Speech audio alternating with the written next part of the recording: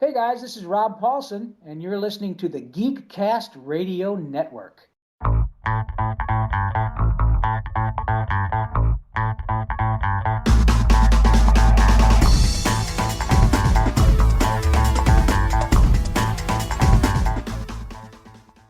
Hello and welcome to episode 148 of the Cinema Geeks. I am one of your Cinema Geeks Optimus Solo, and joining me for today's episode is Hard Candy Mandy. Hey dude. Hey Dudette. Movie Revolt Dan. Hey. How's it going? Going well. And Fridley Sent. Hello, Matt. Hi.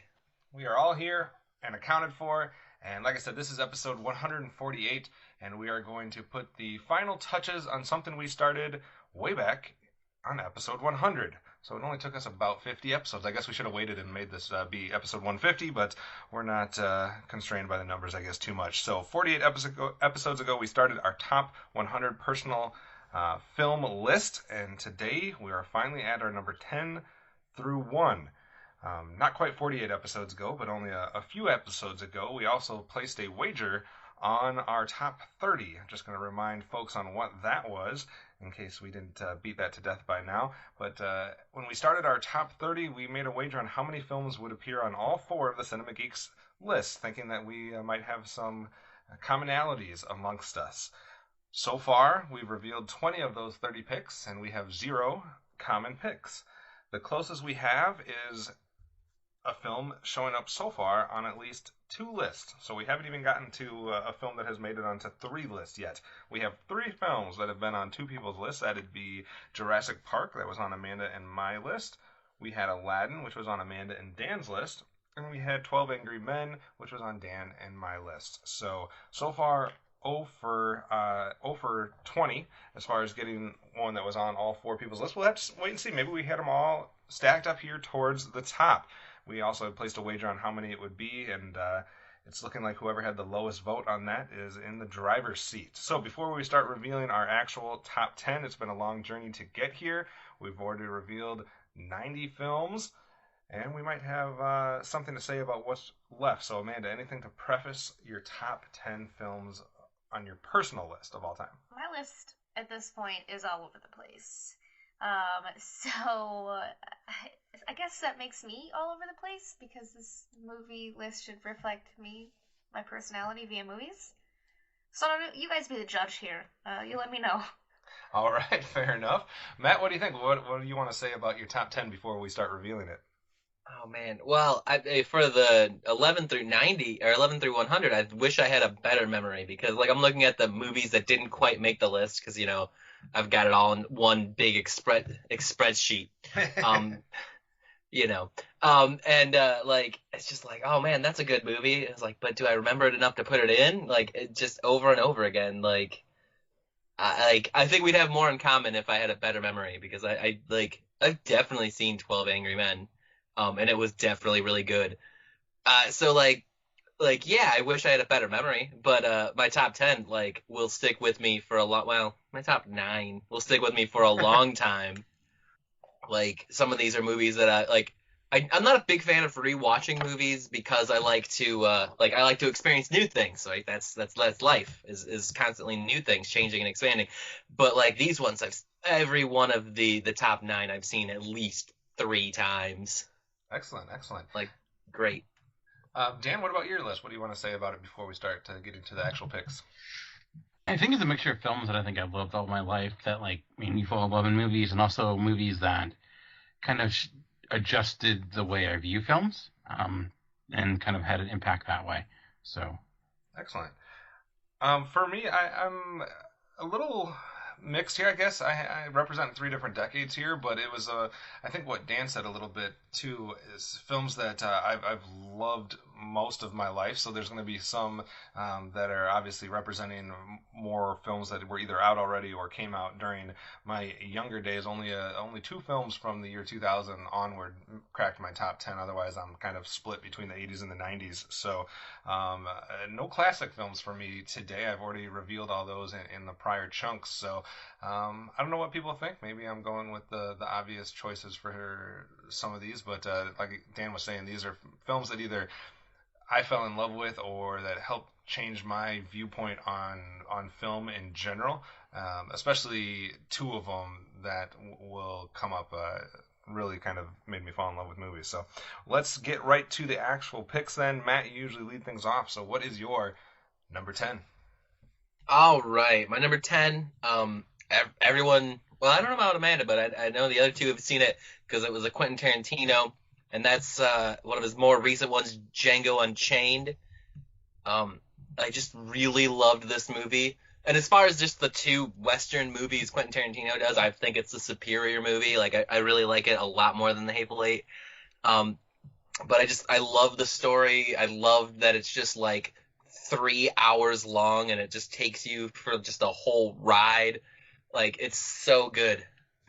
Yeah, and another thing to look out for, I guess, is we'll see how many directors make multiple appearances amongst our 40 picks today. So can't argue with Django Unchained. Obviously, Dan and I did an episode specifically about Django and kind of where we thought it ranked for us amongst the Tarantino films. So you can go back and check that out. But a great film, I agree.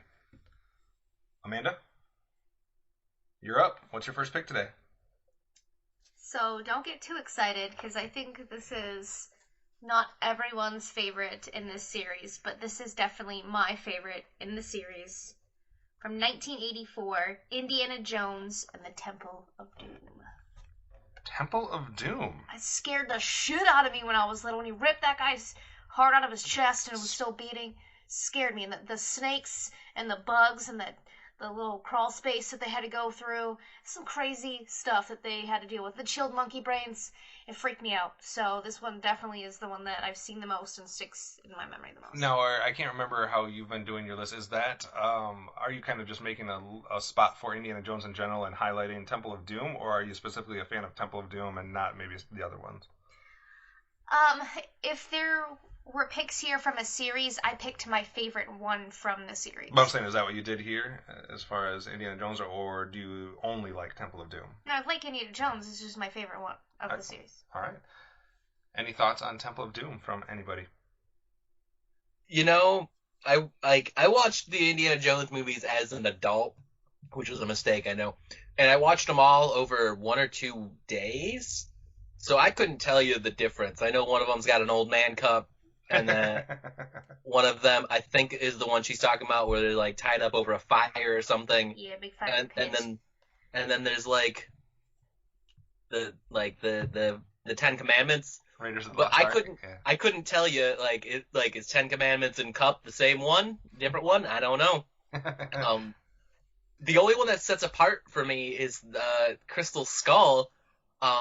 But because I watched them all as an adult and I didn't have any like longing or nostalgia or like waiting for it, I don't think it's nearly as bad as everyone thinks. Dan, what do you think about Crystal Skulls and Temple of Doom? Crystal Skulls and Temple of Doom. I would say I really enjoy the Raiders films, and I really enjoy the Indiana Jones films, and I might talk about more of them later. So. All right. Yeah, I already obviously mentioned Indiana Jones in the last episode of this series. It came in at my number 13 pick. I highlighted Raiders of the Lost Ark, but still an Indiana Jones pick. So that would be 2 picks for Indiana Jones, I guess, now during the top 30. So another one joining that club. For my number 10, I'm going back to 1988 for what a lot of people may consider one of, if not the best action film of all time. And something that I watched at an age that apparently I was not supposed to, according to my parents, but that would be Die Hard from John McTiernan. I remember specifically it was a film that my brother, who is 10 years older than I am, and a couple of his friends or maybe some other relatives were down in our basement watching, and I remember sneaking all the way down the stairs behind the couch and watching it from behind the couch, like peeking around the side to see what the heck they were watching. And thoroughly enjoyed it. I think they at some point had to have known I was there, but they're like, this is Die Hard, so you can watch this. We won't tell the parents. But I love the Die Hard series. When growing up and going through high school, I watched Die Hard and the Lethal Weapon series both on repeat. And I just think Die Hard is timeless, and it's just so well crafted. And I agree with everybody that puts it, obviously, as one of the best action films, hence why it's in my top 10. Dan? Nice, yeah. It was 31 for me, so I obviously love it as well. For my number 10 is my most recent film in my top 10 by far, and actually one of the most recent films I've talked about in this countdown, and that's Spike Jonze's Her, which I believe was on Kevin, your top 100 someplace, Yeah. or like one of the first episodes, if I'm not mistaken. Yeah, I've seen this movie. I think if I look at the most current film since like 2010, this is by far the movie I've watched the most, and I've loved it It's like I mentioned it as my favorite movie of the decade so far, and I really don't see that changing, or it being or it being very highly unlikely. I love the story, I love the world. There's so much about it that what it gets into, the performances, the relationship between Joaquin Phoenix and Scarlett Johansson. I don't know. I just think it's a perfect film, all the way down to an amazing movie poster. So it's my number 10. Yeah, interesting that my number 10 was in your 30s and your number 10 was in my 30s because I had this at number 39. And I think the only thing that was keeping me from raising it higher is I have not had a chance to rewatch it since 2013. I don't know why, but I have not rewatched it. So I was basing it all on that first time watch and the memories and how highly I held it in esteem that year. But I would really like to revisit it to see where I would, like, maybe how far it would move up on my list. All right, that brings us back to Matt for your number 9 pick. All right, my number 9 pick. I watched back when this show was 2 names ago. And I remember just fawning over it then. And it deserves the 9th spot. If you haven't seen it, you need to see it. That's the 2014 Hercules movie with Dwayne "The Rock" Johnson. I think it's one of the best fantasy action movies you'll ever find. It's miles better than the Arnold Conan, which is a great standard of fantasy story. But like, it's just so much better. Like, the intricacies, the depth, is there magic? Isn't there magic? Is he the son of Zeus? Is he not? Like, just the things they do in this movie, like, I just love it, and I try to show it to everyone. I practically carry the Blu-ray around with me to show everyone because it's just that good. Yeah, I thought that one deserved a little bit more love than it got when it came out because I think I agree. I really like some of the angles that they went with that and kind of the whole play on what other ways he was kind of tactics he had to do some of the things that he was doing and kind of the camaraderie with the group as well. I thought there was a good performance from the entire ensemble. Amanda, you like that film too? Yeah, it was pretty good. Any other thoughts? I don't remember. I've only seen it one time, and I mean, I remember what the dealio was, but not to rave too much about it, I guess. All right, then go ahead with something you can rave about in your number 9 pick. Okay, I am gonna rave about this one. Actually, not much to say. 1988's Beetlejuice. Don't say it 2 more times. Beetlejuice. Don't do it. I almost said it once. Gina Davis, young ass skinny Alec Baldwin, Michael Keaton in one of his most infamous roles, I'm gonna say. I just dig this world that they built here and all the crazy, disgusting stuff that happens. It's great. And I don't think this is the first time this has come up in this series. I believe somebody else mentioned it, maybe myself. But yeah, I think Beetlejuice is definitely a classic film, classic Tim Burton, and a very iconic character. So I can definitely see why that would make your list. Anybody else thoughts on Beetlejuice? I've never seen it, and I apologize for that. Whoa! Yeah. I don't think it deserves to be number 9 out of 100, but it definitely deserves to be watched. What? How dare you, sir? Let's start this I'm fight. attacking everyone. Put it down. I actually almost made Tim Burton my choice for the director's retrospective because I realized I haven't seen Beetlejuice and some of his other like his first filmography. Oh, nice. And that'd be a good idea maybe for one of those future ones. I like that. Or maybe a Halloween episode. We'll have to see if we can work in some type of Beetlejuice review at some point to force Dan to watch this one. For my number 9, I am going into the 90s, 1992. I just think the script for this obviously is based on a actual play, but I think it was just translated super well to a movie, which doesn't always happen from that medium. And I'm going with A Few Good Men from 1992 because I just love the dialogue in this film. I love the scenes that we get in the courtroom, especially with Tom Cruise and Jack Nicholson. I watched this on repeat, I think, for quite a few years, and I'm like Matt, I don't watch a lot of movies. I don't do a lot of multi-watching as far as watching it a second time, third time, because I'm always trying to watch a new movie. But A Few Good Men I can watch endlessly and get just as much enjoyment out of it. I don't know why I love it so much, but it just works for me on a great level. If you have TNT, you're bound to watch this a few times. So A Few Good Men is my number 9. Dan? I don't think I could handle that choice, to be honest with you, but I'm sorry. I got it, Dan. I got the joke. I don't think it was an issue of getting it. I think it was an issue of it not being very funny. My number 9, we talked about Temple of Doom. In my number 9, it may be the more obvious choice, but it is Raiders of the Lost Ark. It's the ultimate, for me, the ultimate action adventure film. I think the whole franchise is pretty good. I like Matt. I don't necessarily hate Crystal Skull as much as a lot of people do. I think there's some issues with it, but Raiders to me is just the epitome of fun in a movie. The style, Harrison Ford, he's just a great character. Indiana Jones. I know we're doing top 100 villains, but if we're doing greatest heroes, I think he would be in like my top 5. There's something about him, like everything from his love of snakes, and I think what's great about it too is like our introduction to this character. He does all this heroic stuff. He's running away from boulders, but ultimately he ends up failing, and he does that more often than not in the movie. But I love Raiders. It is one I've probably seen a lot, though I think like the first time I actually like watched it through was much later in life, but still, it's a great film. Yeah, and obviously I talked about it a little bit a second ago, and before I go back and forth between Raiders and The Last Crusade, but yeah, I think this is definitely one of the franchises that made me fall in love with the magic of movies in general. As far as on like a live action standpoint. So that's the first film that's been on 3 people's list. So there we go. First in that club. Matt, what do you have at your number 8? My number 8. This is another director that could have totally been a spotlight.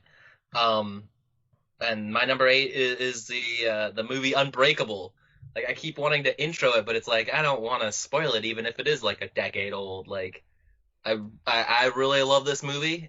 Bruce Willis is great, and Bruce Willis is great. Sam Jackson's great. Like, it's a good movie. Go see it. And if you're gonna ask me about another movie that this guy did, I've heard.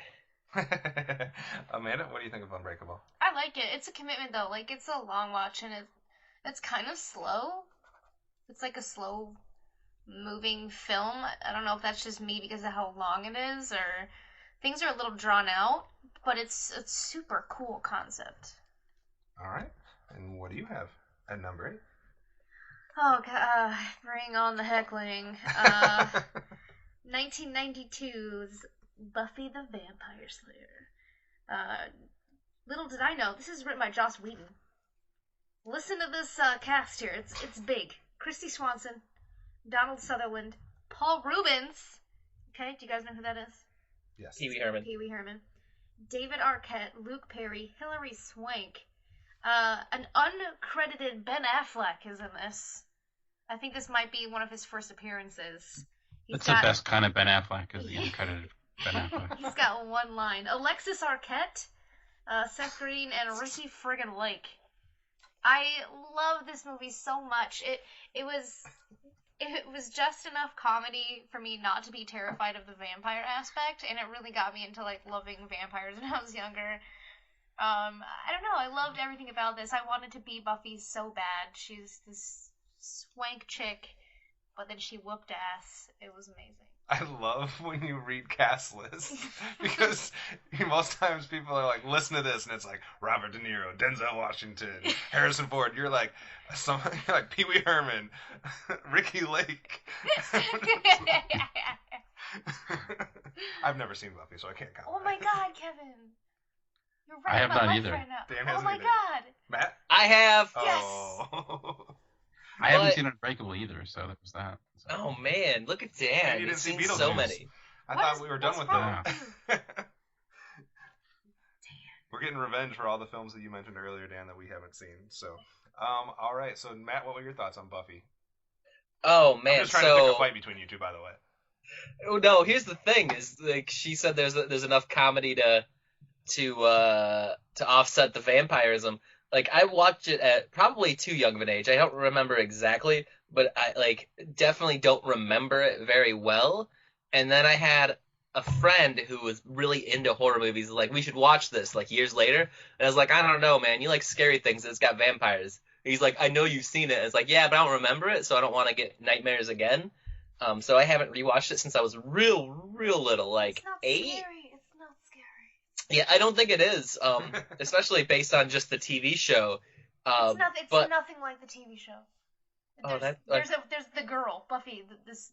which is a that's it. different actress. Yeah, and she doesn't rip off half of her prom dress and put on a leather jacket and go kick vampires in the face. Is that Ricky Lake? It's not Ricky Lake. She's a reporter.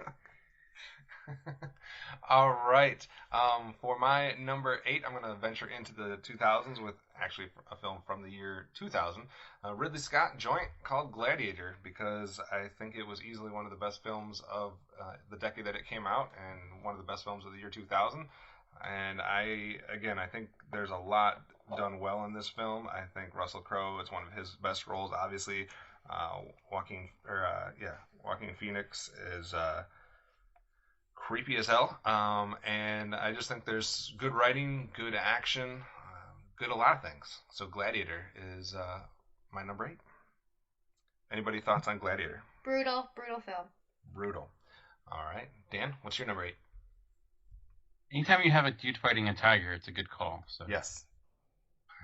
my number 8 is from a director that's already been mentioned already, and that's Quentin Tarantino, and it's Pulp Fiction. When we did the retrospective, I said that I thought Inglourious Basterds was his best film, but Pulp Fiction is my favorite film of his. I feel like it's had, again, a huge impact on me regarding the way I view films, and the fact that it was like one of the few times I actually even recognized the impact of a director in a way, or saw a film that was made the way it was, and with non-linear storytelling, and just the variety of different characters, and how there's no real main antagonist or protagonist. It's just kind of a story being told, and so I love it. I just think it's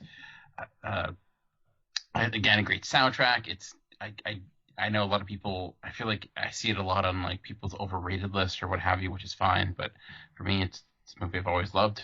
So Yeah, I'm obviously in agreement. I had it at my number 20, so not too far off with my thoughts on that. So that's another film that's been on at least 2 people's list. Joins that club. Amanda, thought?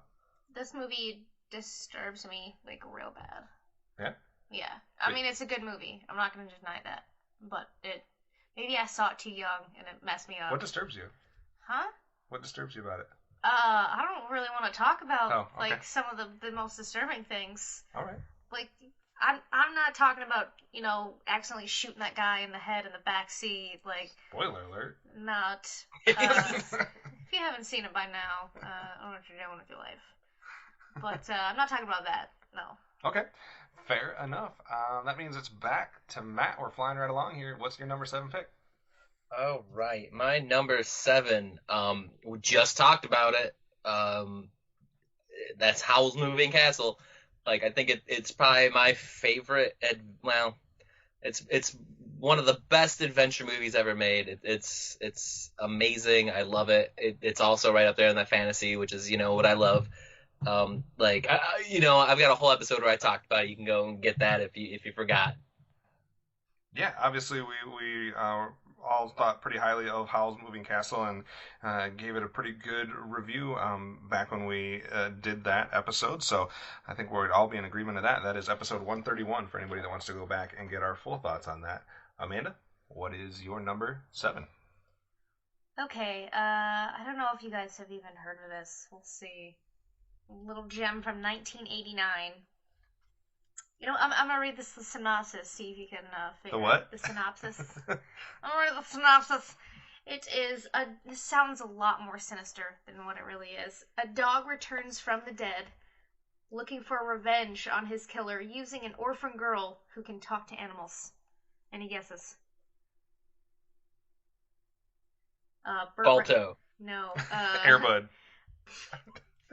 All dogs go to heaven. Yes, it is. Oh man, is that what it is? Yes, Burt Reynolds, Dom Louise. This movie is so Tom DeLuise? freaking. Yeah. Okay. What did I say? It's alright. Keep going. I didn't write down his full name here. Super love this movie. So sad. I always wanted to own this movie, but for whatever reason, my parents never got it for me. And now I feel like as an adult, I need to buy this movie. Super sad, but super cool. I loved all the characters. Charlie was great, even though he was, kind of looking out for himself. But he did care about the little girl. So Definitely did not. I wouldn't have got that off of that synopsis. I think I've only seen this one time, actually, when I was little. I don't think I've ever rewatched it. Because that's freaking sad. Yeah. It's way more murderous than I thought it would be. Dude, puppies be dying, man. That's not cool. Puppies be dying. Is that the quote on the DVD It cover? is. Okay. Is it? Because that would be awesome. It's not a dog's purpose. Jeez. Oh man. So back to back animation picks. Anime animation, Howl's Moving Castle and All Dogs Go to Heaven. I do not have anything like that for my number 7. I'm going to go back to a director that's already been mentioned multiple times just today. Let's go to Quentin Tarantino and let's pick a third film out of his filmography that we haven't talked about yet. And I'll go with Inglourious Basterds as my number 7 pick, also my most recent pick coming from 2009. So we've talked about Django Unchained, Pulp Fiction, and Inglourious Basterds. Obviously, we're all fans of Mr. Tarantino, and you can go back to our episode about Inglourious Basterds to get more of my thoughts on that. It's both the movie I think is the best in his filmography, and it happens to be my favorite film in his filmography. Dan? Alrighty. I'm also going to go to a director that was already mentioned, I think only once, though, by Kevin with Gladiator. And I think to a franchise that's been mentioned a couple of times already. And I know some people, I think it was more of Aliens, if I'm not mistaken. But for my number 7 is Alien. I've gone back and forth of which one I enjoy more, Alien or Aliens. And to me, they're just, honestly, catch me on a different day and I might think differently. But I think Alien gets a slight nod for me, mainly because I just feel like it's so tightly paced, and it's the way it builds the character of Ripley, I think, is pretty genius. And the xenomorph itself is, I would think, one of the greatest movie creatures of all time. And for a movie that came out in 1979, still holds up tremendously today. So much so they've been trying to kind of redo it ever since then. But it's a great horror film, great science fiction film, and kind of the best of both worlds there. So it's my number 7. Yeah, we're only 10 picks off with that because I had the Alien franchise at my number 17. I think I highlighted Aliens, as you said, but I agree with you 100%. It kind of depends on what your mood is and where you are with those two films, because they're both so much on equal footing and equal playing ground. But yeah, definitely agree with Alien franchise being represented. Amanda, any thoughts on Aliens? I've said my piece. Okay, fair enough.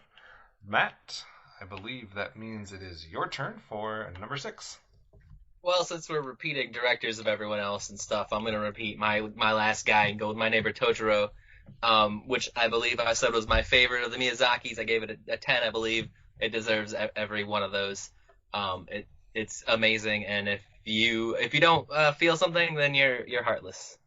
Yeah, I agree, because I had that also at the top of my list for the Miyazaki Spotlight, so there's no way I'm arguing that point with you. And if we had done the Spotlight prior to making this list, there's a chance that it might have cracked my top 100 as well, somewhere. I don't know where, but somewhere. Amanda. Cat Bus, number 6. My number 6. I don't have a whole lot to say about this one.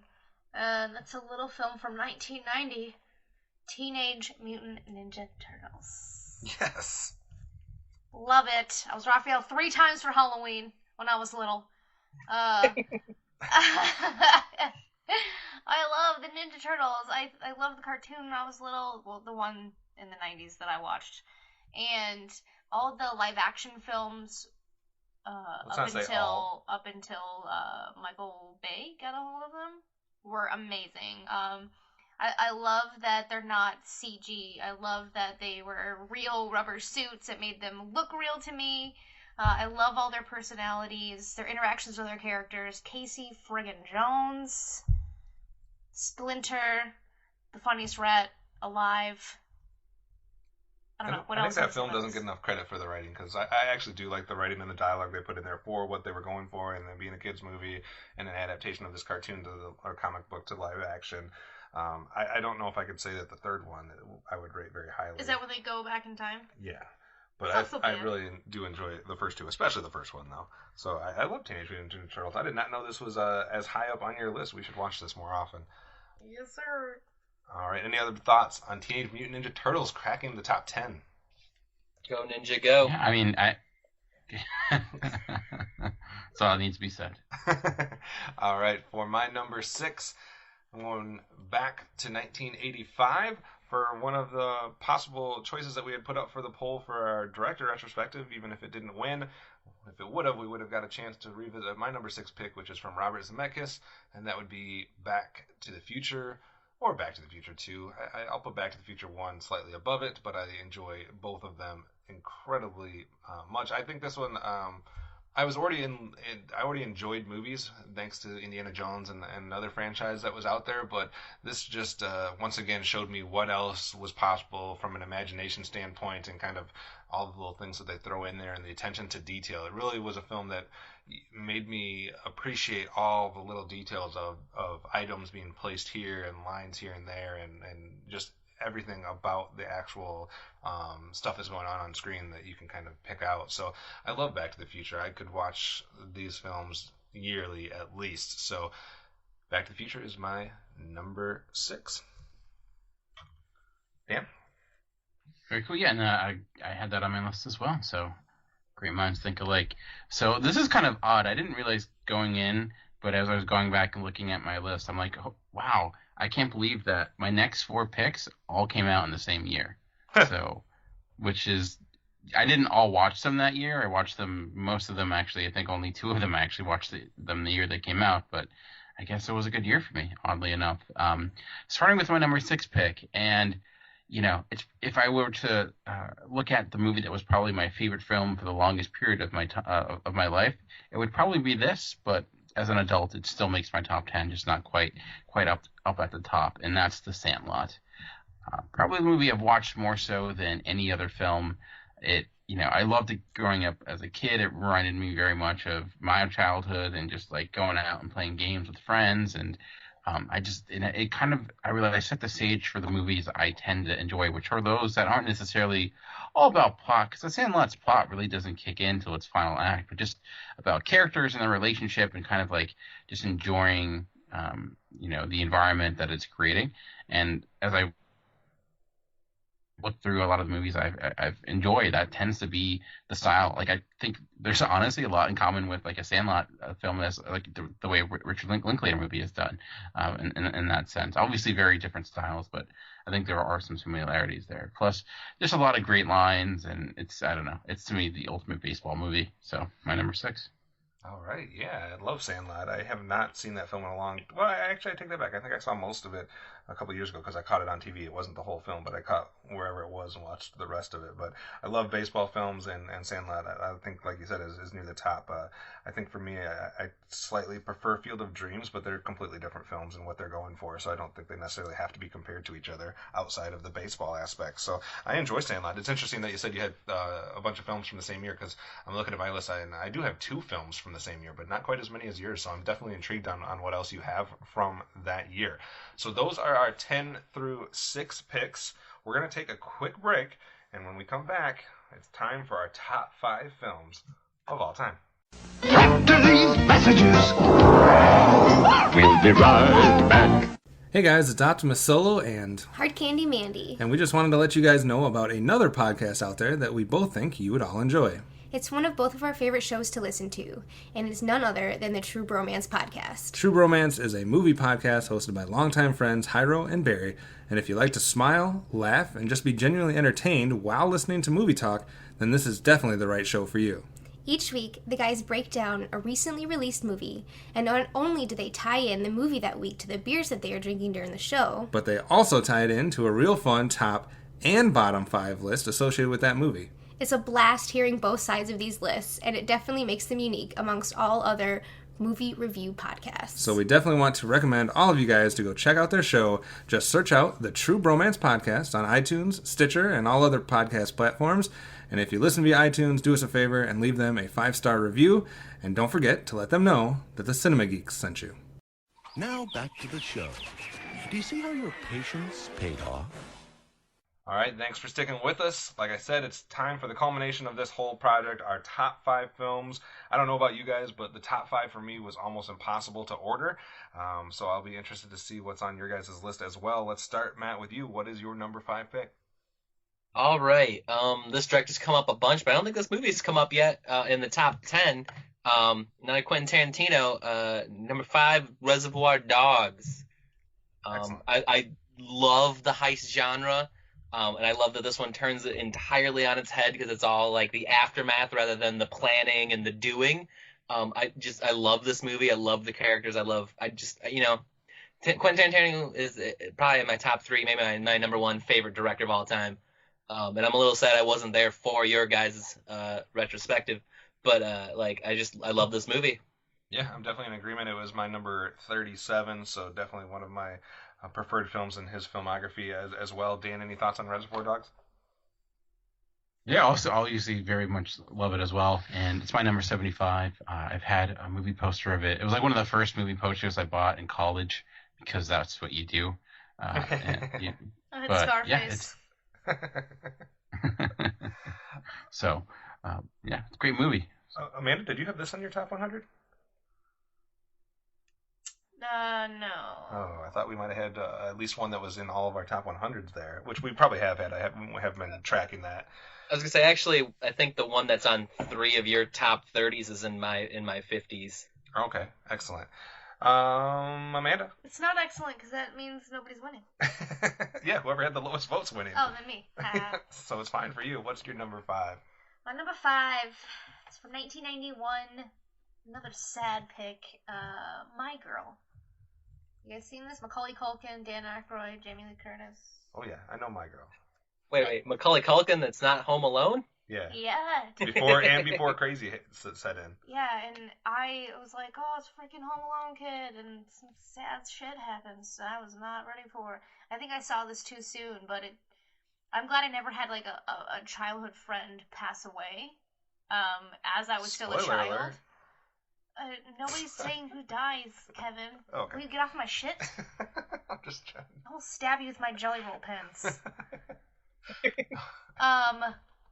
Yeah, but I think it helped me understand, like, coping with death, and it was freaky and sad, and I learned a lot from it. I think if I had to make like a top 10 or 20 list of like films that had an emotional impact on me, I would definitely put this on there because I remember being like crushed when I watched this film and just like it's freaking sad. It is beyond sad. So I enjoy My Girl, but I don't tend to seek out a rewatch of that one for those types of reasons as well. Dan, Matt, have you seen My Girl? I did when I was a kid, and I like you remember I think actually I wasn't allowed to watch the ending if I'm not mistaken, so I missed the best part, I guess. Well, your parents were a lot better parents than mine then, because they're like, have at it. Oh, man. Matt, have you seen it? I didn't hear you. Oh, no, I haven't even heard of it. Like, okay. I wasn't kidding when I said Macaulay Culkin not in Home Alone. Yeah, I think he had like a 2-movie stretch before he was no longer functioning. And this was the second one of those. If you don't count the Home Alone, I guess all is one. There is a My Girl 2, but some character does not make it to the second one. For some reason.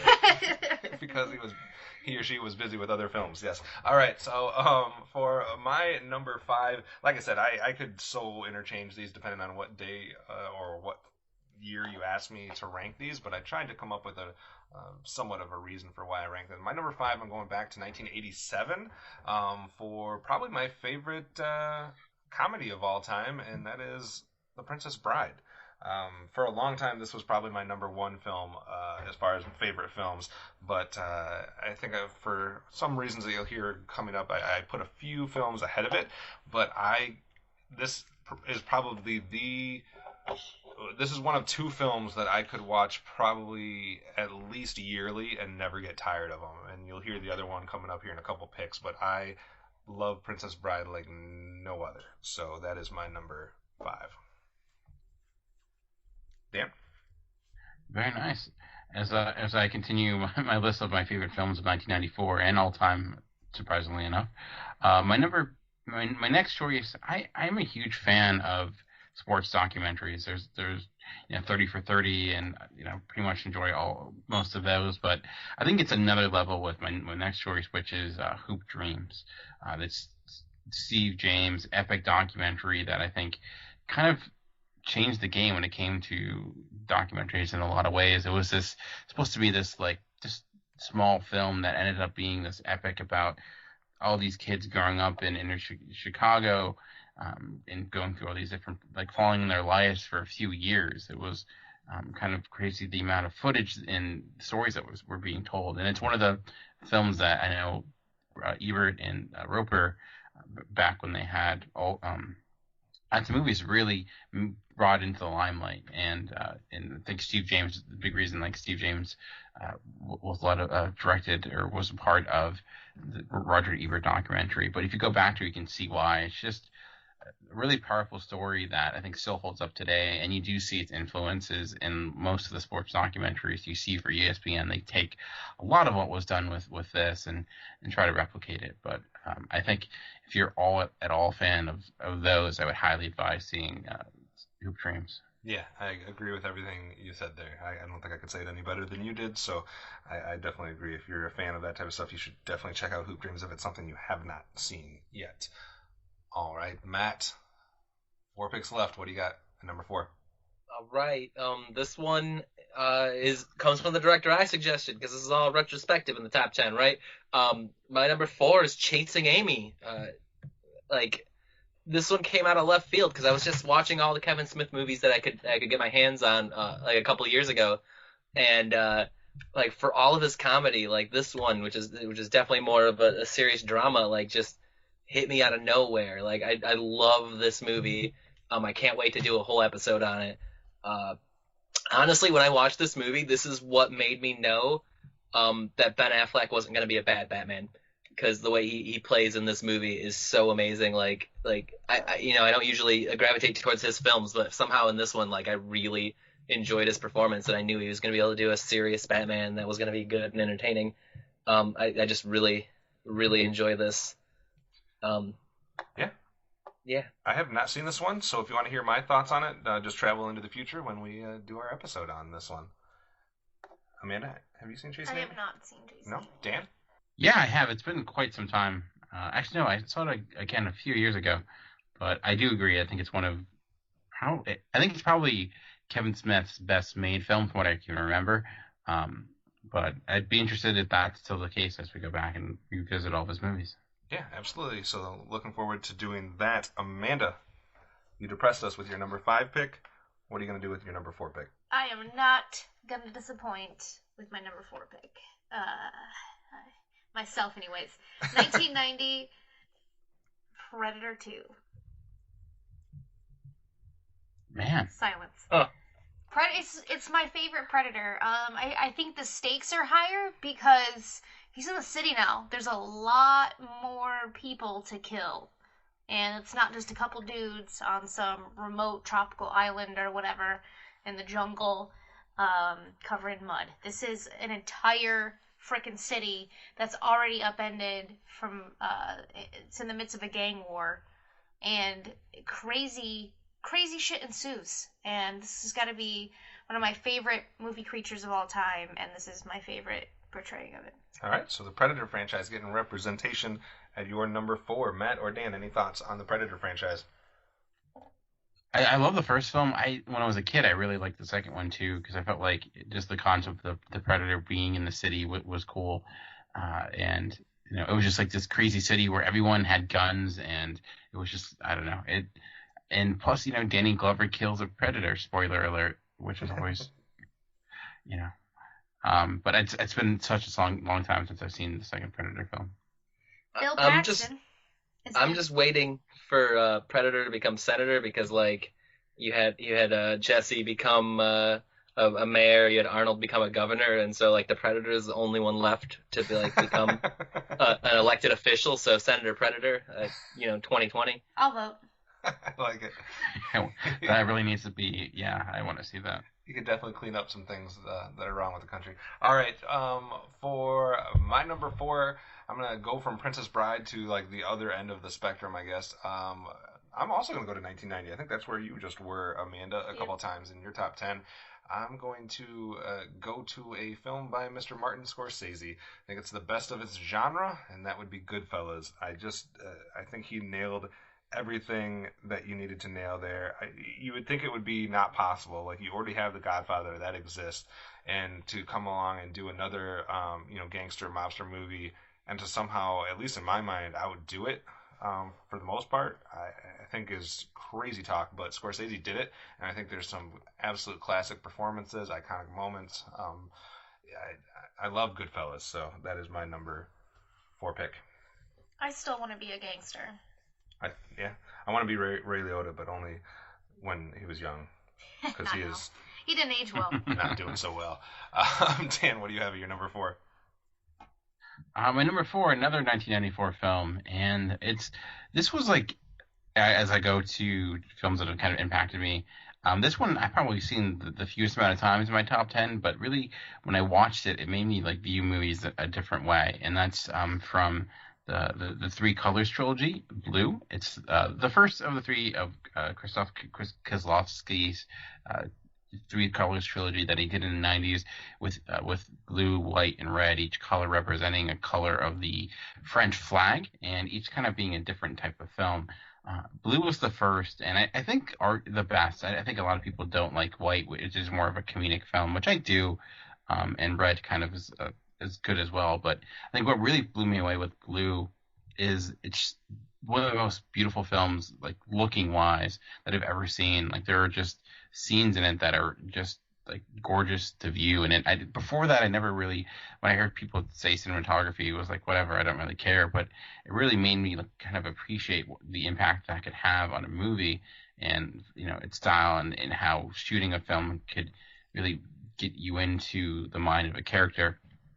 So I think that's really why it's here, because it really, I think, matured my taste in movies, which I think it says a lot for a film. And again, it got me into even more foreign films, which I tended to shy away from for different reasons. So, but yeah, it's my number 4. Yeah, that trilogy is still on my list of shame, so I'll have to watch that one. I still need to watch that one and the Before trilogy, hopefully sooner rather than later, because I have only heard good things from the Three Color trilogy. At least there seems to be at least one of the films that everybody raves about, depending on which one it is. So, all right, that means it is time for our top 3 films on our personal list. Top 3 all-time films. Matt, what do you have at number 3? All right, this one might come out of left field. I think it's my most recent one, and that's Mad Max Fury Road. This movie is indescribably good. I saw it in the theaters, and then I think I went back to the theaters a day or two later. I saw it 2 or 3 times. Like, I kept going until no one wanted to go with me anymore. And then I bought it day one, and when it came out on DVD, and I've watched it a handful of times since then. It's so good. Like, I mean, it's all out there if you need to hear like why it's so good. Like, I'm not good at that, but just know. Did you know what I think my favorite thing about Mad Max Fury Road is how it illustrates that you shouldn't just necessarily write something off because it's quote unquote not original, or it's connected to another franchise or a series, or it's a sequel, or it's a reboot, because that in and of itself does not determine if a movie is going to be good or bad. And Mad Max Fury Road was phenomenal, and I think it caught a lot of people off guard with how good it was, because I think people weren't expecting that. So I agree, that's a great film. I think a lot of people would agree and sing its praise as well. Amanda or Dan, any thoughts on Mad Max? Yeah, I would say you could argue it's one of the best action films in the last 5-6 years. it made you realize, oh yeah, George Miller is an amazing director. I don't know how they did have to, like, got away with so much of the stuff that they actually did, but you don't see a movie like that get nominated for Best Picture, but it did. So I think that's to its credit. So it's a great film. Yeah, absolutely. Amanda, what do you got? Number 3? Yes, ma'am. I didn't say anything earlier. This has already come up. 1987's Princess Bride. Yes. I love the characters. I love the story. I love the world that they build here, and it's just one of my childhood go-tos. This is something that directly connects me back to memories of my childhood, and it's a feel-good movie, and it's great. So quotable and memorable, and yeah, classic. Who knew that Andre the Giant had so much potential? All right, so Vince McMahon. So. Yeah, another film that has made at least 2 people's list. I guess it can join that club because I think that's about the only club we're having. For my number 3, this, like Princess Bride, I guess it makes sense since she just talked about it too. I said there's 2 films that I can just literally watch every year, and I don't think I will ever get tired of them, no matter how many years I live. It's Princess Bride at my number 5, and it's Tombstone, which is my number 3, from 1993, which is a film that a year I have 2 films from. But I enjoy Tombstone so much, it's ridiculous. It's so entertaining. Val Kilmer is out of this world good, and he's not the only one. There's great performances here. There are a couple little cheesy moments and stuff like that, but I think the rest of the film just so far is so great that you can just kind of bypass those couple of cheesy moments. And honestly, this film is actually even useful from a historical standpoint if you want to kind of take little bits and pieces from it, or even kind of look into some of the special features or research that you could do about what life was like at this time. I mean, obviously it is a Hollywood film, and you're not going to want to watch it in entirety for its realism or anything like that, but it does represent a time in our history that a lot of people don't understand or don't know anything about. So, but it's more so because of how entertaining it is, and that's why I could watch it basically year by year by year. So Tombstone is my number 3 and my favorite Western. Dan? Very nice, very nice. My number 3, finishing off my random list of movies from 1994, is probably the film that made me fall in love with movies, and I feel like that's very common with people of my generation, and that's Jurassic Park. And I think it was already mentioned today, and already had Spielberg on my top 10. But you talk about movies I can rewatch over and over again. Looking at scenes I can watch over and over again, and that's of course the T-Rex escape scene, like that moment. It's like, oh, this is what movies can do. And it may not be the quality film of Jaws, but I think it had much more of an impact on me. I loved everything about it. It hit me right at the right age. I was 10 and kind of in that zone of loving dinosaurs, and it just, I don't know, it still sticks with me today. Had the opportunity to even go see it in 3D a few years ago, and it's somehow even worked with that. And people talk about how a lot of the special effects still hold up, and that's very true. All the animatronics are pretty amazing. So, but yeah, it's my number 3. Yeah, this movie not only made a lot of people fall in love with cinema, it actually made my cousin a professor of paleontology, which he is to this day, and this is the movie I think that helped make him fall in love with dinosaurs in general. But obviously a lot of agreement, this would be one of the few films that's been on all 3, or at least 3 of the 4 lists, because Amanda had it at number 22 and I had it at number 19. And I knew when you said 1994 that Jurassic Park was one of them. I was just waiting to see where it fell amongst the 1994 picks, so I think that one definitely deserves the praise that you just gave it. Matt, what do you got to say about your number 2? My number 2 already come up, Pulp Fiction. I probably watched this at too young of an age. Like, my parents rented it, and I grabbed that, watched it. And when it was like, I watched it with my best friend at the time, and then immediately we went to another friend's house and watched it again twice in the same night. I love Quentin Tarantino. I love this movie. I think it's probably what made it, like everyone's been saying, this is what made me realize that cinematography or that movies could be great or whatever. Like, this is the first time I ever realized that a movie was more than, just like an action movie for entertainment purposes. like this one like told a story and it made you think and things like that. And I love Pulp Fiction. Yeah, obviously we've all sung its praises as well, and we just recently talked about it. So that would be the third film that has been on at least three people's lists. So we have Pulp Fiction, Jurassic Park, and the Indiana Jones franchise appearing on at least 3 of the 4 people's lists. So we're getting more and more as we get here closer to the top. Amanda, what do you have at your number 2? This is a movie that is super close to my heart. 2001's Harry Potter and the Sorcerer's Stone. And I don't know, I love the books. The books were a huge part of my adolescence. They started coming out at the exact same age I was as Harry, so, you know, we got to grow up together. And when these films started coming out, it really opened the door to this magical world for real. So it's a huge thing, this movie coming out, and it's never lost its luster. And just my wonder in seeing this first film, it can't be matched. Yeah, I obviously knew you were going to have Harry Potter represented at some point as a franchise on your list. I just wasn't sure where it was going to be. Was it going to be number 1? Was it going to be in your top 10? I would say that I have some films in this series that I like to watch a little bit more, but this film was the milestone film.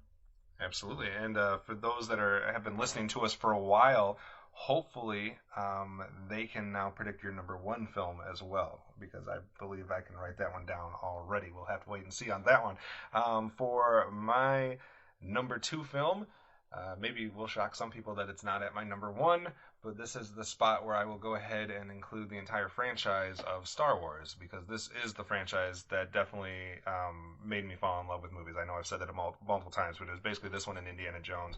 Star Wars just had a little bit bigger of an effect on me, I think, just because of the lore and the history and all the stuff that's connected to it. But I guess if I have to go with a film specifically, I'll go with 1980's Empire Strikes Back.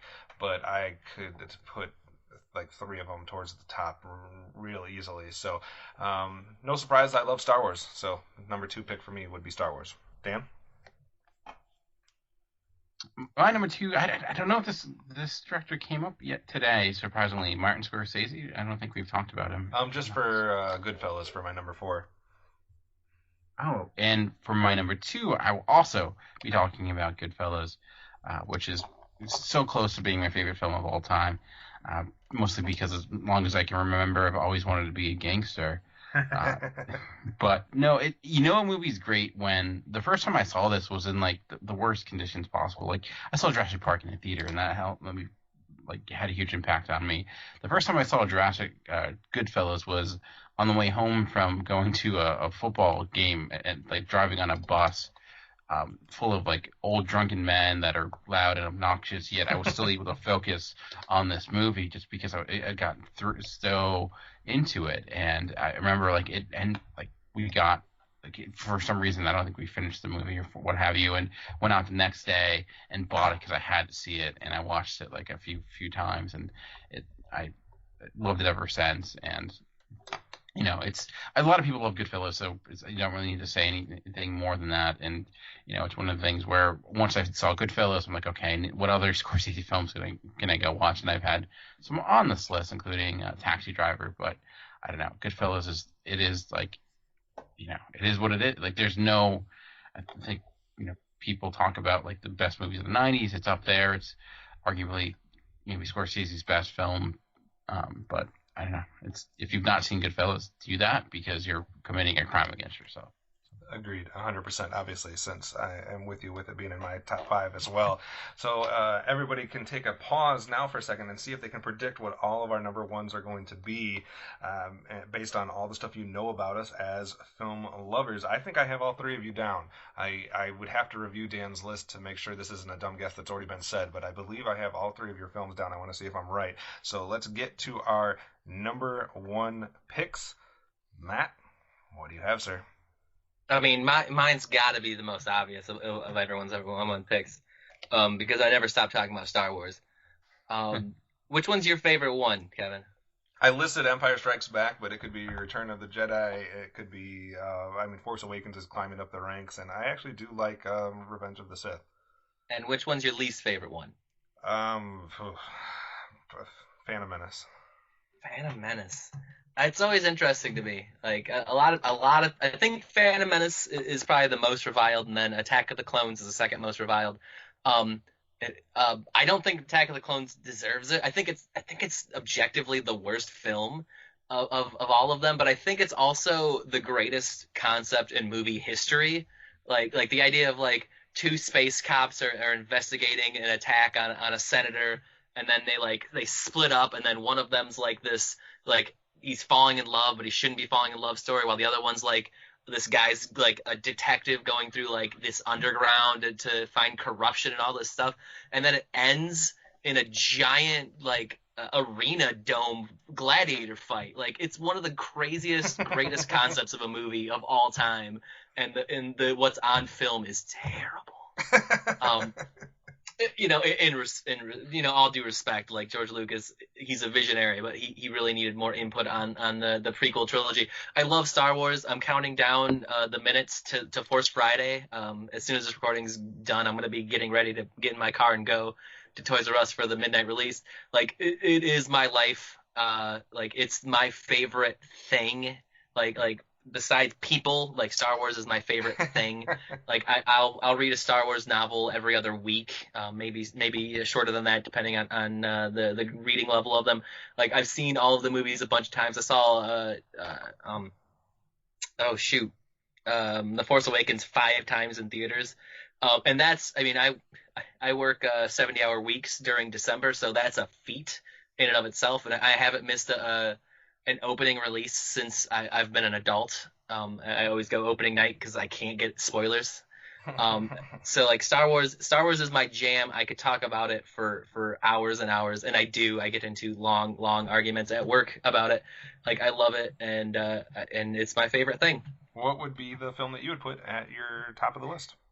Empire, like, and I'm hoping against hope that The Last Jedi like pulls an Empire, talk ring theory or whatever you want. I want it to end on a very dour note, like even more so than The Force Awakens. Like I want it to be sad. I want it to like be like, oh no, we're not gonna get a resolution of this for 2 years. Like Rey lost her arm and Luke's dead, and are we gonna see Poe ever again? Like I want that. Like I want Phasma to murder a main character or something. Wait, lost her arm? No, he's just like saying different things that could happen. Yeah. These are all things that could happen. I've got so many theories about what's going to happen and who's related to who and what's what. And I want it just to end just like Empire, where it's like, oh no, like are our heroes ever going to succeed again? Because then that makes the third one that much better.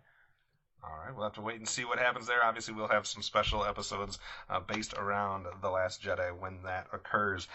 Amanda, I got Matt's right. What do you got at number 1? Do you need me to say it, or do you want to say it? No, I'll let you do the honors. 1989's The Little Mermaid. 2 for 2. And I've said this before, but this movie is kind of what instilled my love of movies. My family would go to the video store every weekend to rent videos, and every week I would get The Little Mermaid and watch it. And I don't know why these cheap motherfuckers just didn't buy me this. They're just like, kids movies rent free, go for it. Just made me wait all week to watch it again. But I love it. It was such a great story. It was freeing. I connected with it. It's gorgeous. I love all the underwater stuff. Want to be a mermaid. Just want to be part of their world. Yeah, and the songs are great too. So I don't know. Love it. Love it a lot. All right. Little Mermaid, number 1. No surprise there. Dan? Oh, wait, it's my turn first. All right, I'll go with my number 1. I was on a streak. I wanted to keep going with it. My number 1, I guess, like I said, it depends on how you're going to grade these things and what you're going to do with this, but I'm going to go to a movie that most people probably don't ever want to see, or at least don't ever want to see again, but I think it is not just a masterpiece of a film. I think it's also super important for people to see, and super important to maintain, like, if you were to ask me what's like the most important film to keep if all other films were getting destroyed, I think it's this, because I think it has to live on so people know about the events and know what human beings are capable of and know what they have to do to stop it. So I'm going with Steven Spielberg's 1993 film Schindler's List at my number one. It broke me down, but I think it's just so important of a film that it elevated it just a little bit above some of these other ones that I probably would enjoy watching, obviously better. I would rather watch Princess Bride or Tombstone or Star Wars, but Schindler's List to me is just one of the most important films ever made. So that's my number one. Dan? Interesting. I would not have guessed that going in, to be honest with you. I don't know if you'll get my I don't know if you'll get my number one. But I talked a lot about different. Like, one thing I love are movies about the news for some reason, or journalism. I love broadcast news. I talked about talk radio. For some reason, those really strike a chord with me. I also love films that have really great like monologues, kind of like Good Night and Good Luck, and also powered by really strong performances, and have something to say. Often have some sort of meaning, or like have some sort of importance to say about what's going on in the world. In certain instances, I do enjoy just entertainment as well, and I feel like that's why Network is actually my all-time favorite film from 1976. Not a movie I think that a lot of people would rank as their favorite film, which I get, but it has all those components to me. It's this story about this TV network, Howard Beale. It's this guy who basically comes on TV and says he's going to kill himself, and just everything unravels from there. And if you watch that, it's very telling of where the world goes in the form of entertainment and news. It kind of like explain what happens when news for profit tends to dominate the world and the impacts that could have. And it's interesting just seeing how prolific it is, but it also just has a lot of great characters and tons of amazing performances. It was like nominated, like every actor that was basically in that movie was nominated for an Academy Award that year. And like, if you've ever heard the term "I'm mad as hell and I'm not going to take it anymore," which is probably a terminology is more famous than the film itself, but that's where it comes from. Again, it's like it's not a movie when I first saw it I'm like, oh, this is my favorite film of all time. But as I've ranked my films and I've watched it over and over again and I've grown up, it steadily has made its way to my number one. Amanda, can you do me a favor? Can you read what I have written down right there? Network. Wow, that's impressive. I would just like to point out to you guys that I listen to you. But yeah, I had all three of you guys. I like that. But I think one thing before we kind of rattle down all the 10 films that we have, and the reason I'm not commenting, Dan, is because I haven't seen Network yet. It's a big one on my list of shame, and I don't know why, because I do, like you, like a lot of the news films that we've gotten over the years. But I think one reason why we did this list was for ourselves, number one, so we could kind of rank all these films if we hadn't already and kind of have fun talking about films that we really enjoy, but also to let the listeners in on what kind of movies we like and our film taste, and kind of going forward even to let them know us even more. So I'm curious, Matt, did you learn anything about Amanda, myself, Dan, or just yourself in doing this project? Oh man! Not to try to put you on the spot with like some type of like question you'd get in school or something, but yeah, I mean, we had months to prepare for this. Jeez, like I honestly I didn't realize how well versed Dan was. Like, I always knew he knew more about movies than me. Like, that came up anytime we played a movie game. Like, I tended to do well, but Dan tended to soar above. So I always knew that he watched more movies and retained more. I didn't realize the depth of his knowledge, like the amount of continents of movies he's watched. Like when he talked about the red, white, and blue trilogy movies, like I'm just sitting here stunned. Like, I couldn't even follow that, let alone the movies. He's definitely well and beyond what I expected. I don't know. I've watched a lot of movies with you and Amanda, so like I would say I was surprised by your number one. I expected something a little more fun or funny, and I now see why Amanda hated Ponyo so much. That's funny.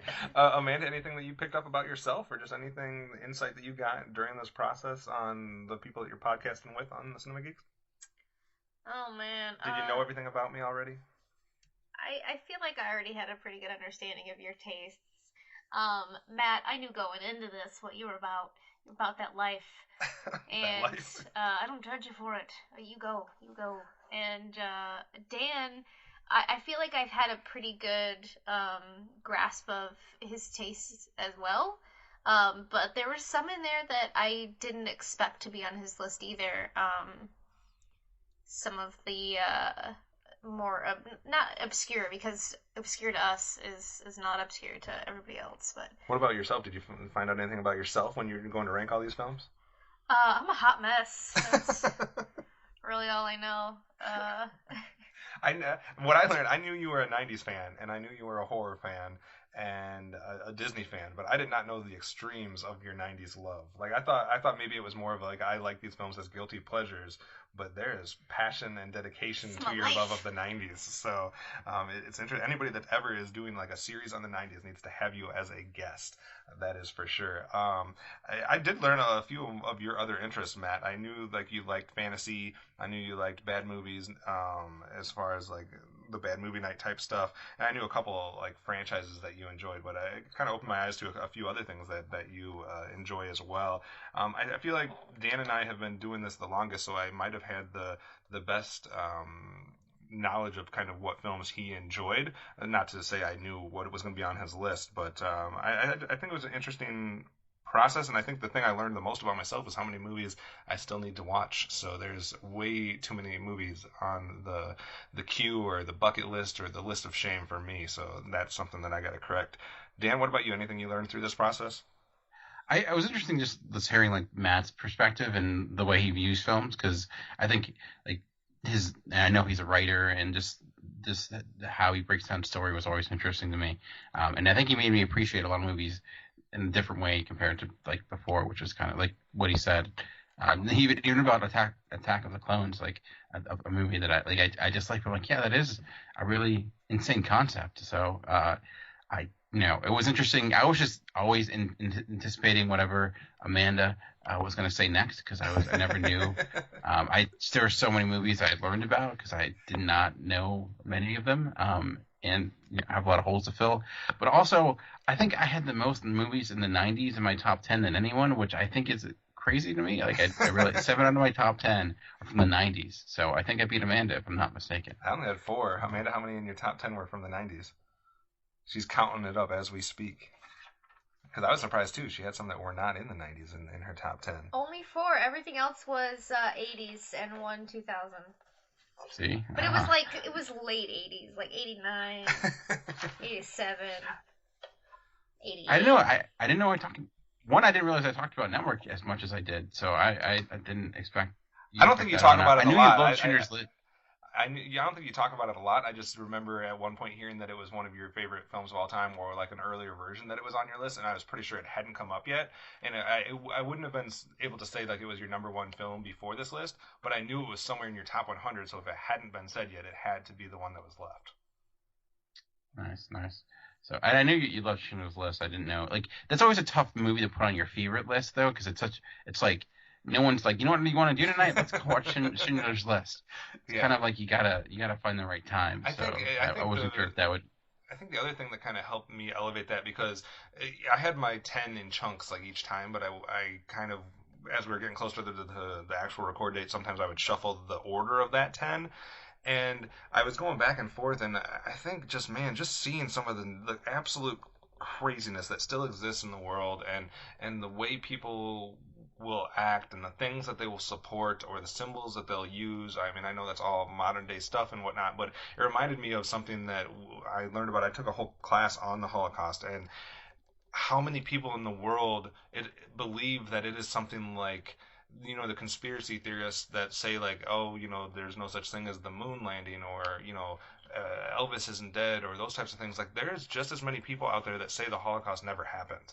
And for me, that's just so appalling that a film like this needs to exist to show like this is what this is because it in turn shows both the worst of human nature and the best, and I think that's what kind of elevated it for me. But I agree, it's not something that you're going to be like, hey, let's go watch Schindler's List.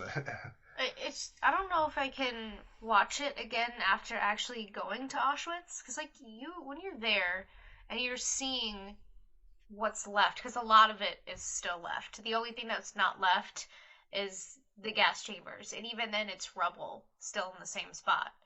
And like you feel the souls that pass through that place. Like there's no going there and denying what happened there. Right.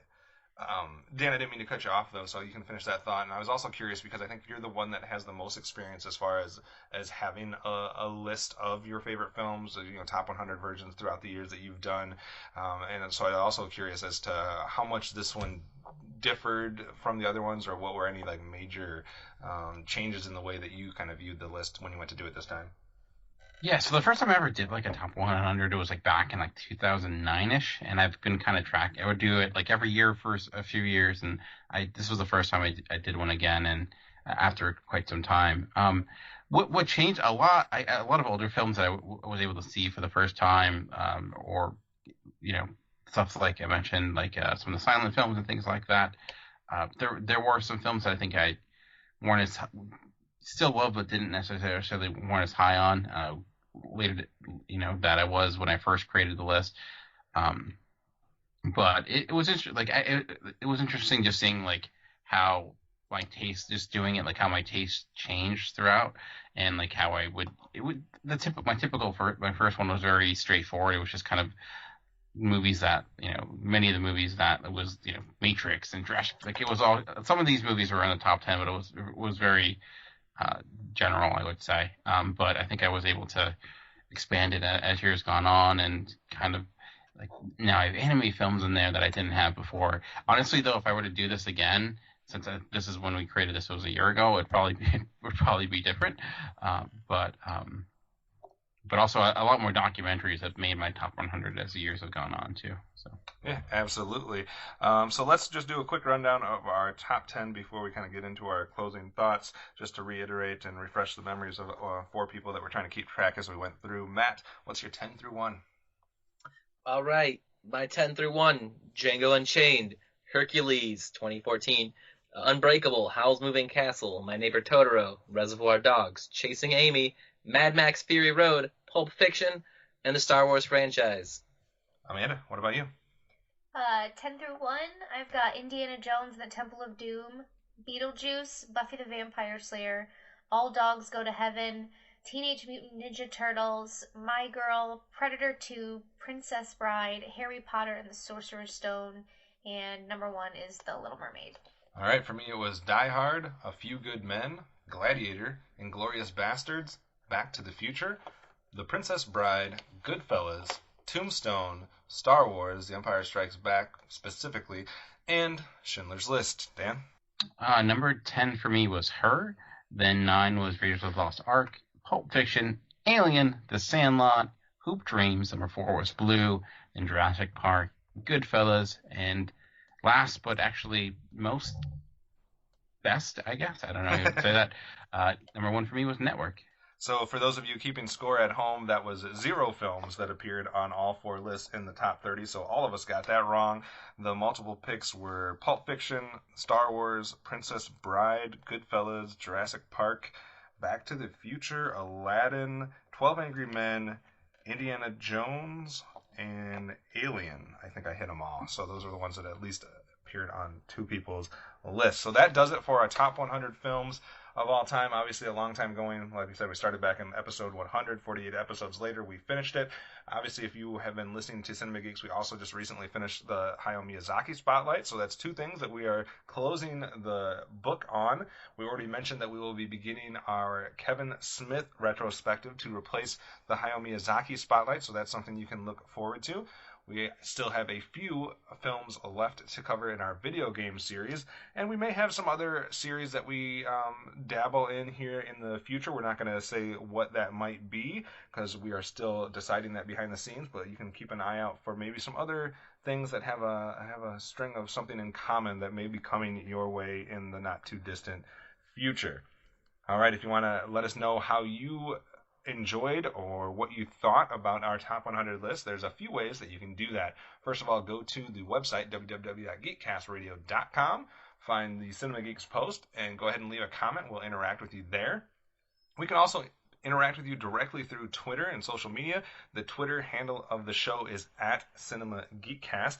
My individual Twitter is at Optimus Solo. Amanda, yours is? At Hard Candy Mandy, eyes, no lies. Dan, yours is? I'm at Movie Revolt. And Matt?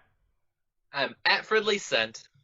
You can also leave us a review on iTunes, and if you do that during this period, you can get entered into a chance to win a 6-pack of movies based on video game films. You just have to go to iTunes and write a review for us. It's as simple as that. It doesn't matter if it's positive, negative. You don't have to do anything else. You're automatically entered into that contest, so please do that. That does it for this week. Tune in next week for another chance to listen to the Cinema Geeks.